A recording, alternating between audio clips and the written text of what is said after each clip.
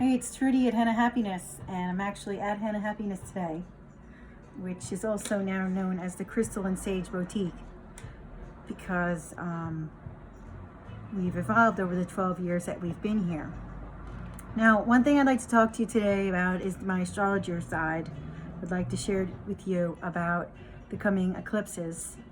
We're in the middle of an eclipse cycle. It happens twice a year that the eclipse cycle comes into our lives, and it's usually brings a little extra anxiety and amps up things that are going on. The first eclipse was with the full moon about 2 weeks ago. It's this partial lunar eclipse, and then we get the second partial lunar eclipse a month from then. But right now we're headed to the solar eclipse, and the solar eclipse means it's going to be the sun and the moon together with the eclipse points.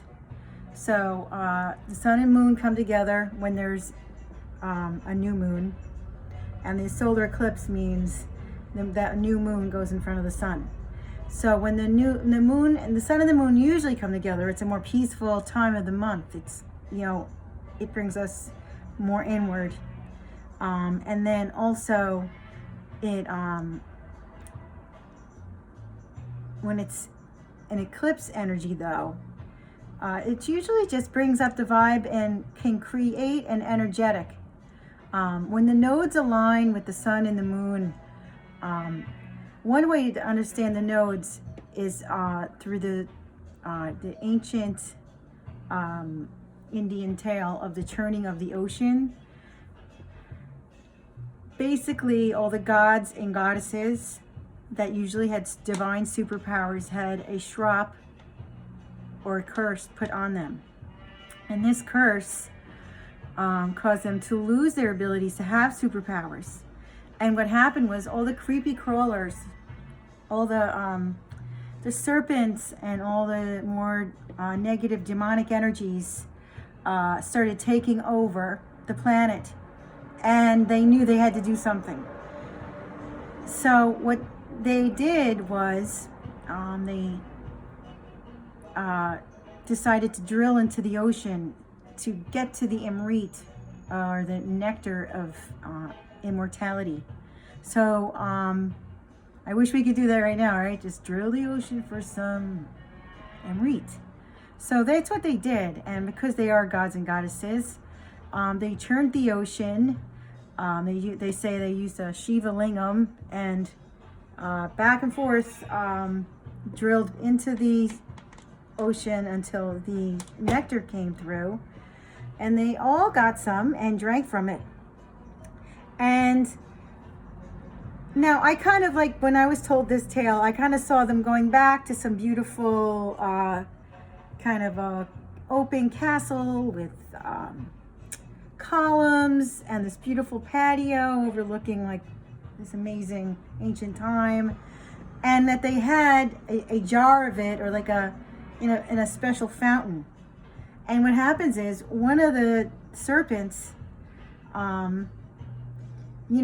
spots this Amrit, and while the gods and goddesses regained their powers from drinking it and went out slaughtering all the the demons and the serpents and everything that was wreaking on the earth, havoc. I just want to show you really quick. Like, you see this up here? This is a Durga. And she's got weapons, right? So these gods and goddesses, and she's on a tiger. They had to battle a lot of evil, and negativity. And this is a part of the prayers, is that even in the Durga chili, so it's a big fight, and there's battles in epic Indian spirituality tales. But the long story is, yes, the serpent sees the nectar, he drinks from it, and he gains immortality. And one of the gods saw him and chops off his head. But it was too late, because he already drank the Amrit, and so he gets granted this immortality and these special powers And they say when the eclipses line up, right? So when this eclipse lines up, which is what a solar eclipse does, it lines up the nodes or the points of the moon that are the serpent energy. So this guy is called Rahu, is his head in Indian astrology mythology, and Ketu is his tail, or the north node is the head of the serpent, and the south node is the tail of the serpent. So the moon's nodes, they move all year, but twice a year they align for the solar eclipse and then for the lunar eclipses. So our next eclipse season is going to be in December. But now this one is hitting us right now. It's going to be on the 20th, which is June 20th, which is the same as the solar eclipse. Every about 19 years, the eclipse nodes, they have like this 18 and a half, 19-year cycle. So we're cycling back into when the nodes are in sidereal Gemini, and they will align up on the actual solstice itself. How cool is that? So we're going to have a solar eclipse on the solstice. So that's a double intensity of a solar eclipse. All right. So, and of course, the solstice. So it's going to, do I think that the eclipses lend good energy? No, they don't. You don't want eclipse energy. It's kind of uncomfortable. Sometimes you might feel cuckoo during the eclipse times. It builds up angst. And we're just coming out of, lockdown and all that. So everyone's just trying to get their bearings at a time of the eclipse. So it does bring a lot of changes. And it brings in a lot of energies for us to deal with. So it's best to lay low during an eclipse and take it easy. Give yourself extra rest. Don't go out in public, because the public energy is going to be, maybe it won't be dangerous, but it will be uncomfortable. Everyone else will also be experiencing this extra energy. Even temples in India close while the shadow of the eclipse moves over. So not everyone gets the shadow of the eclipse. Every eclipse, it moves all around the world who's getting the eclipse, but this year it's going to be over in India and in Asia over there. So what to do? That's the exciting eclipse news I have for you. And then in 2 weeks, with the full moon, we'll have a partial lunar eclipse.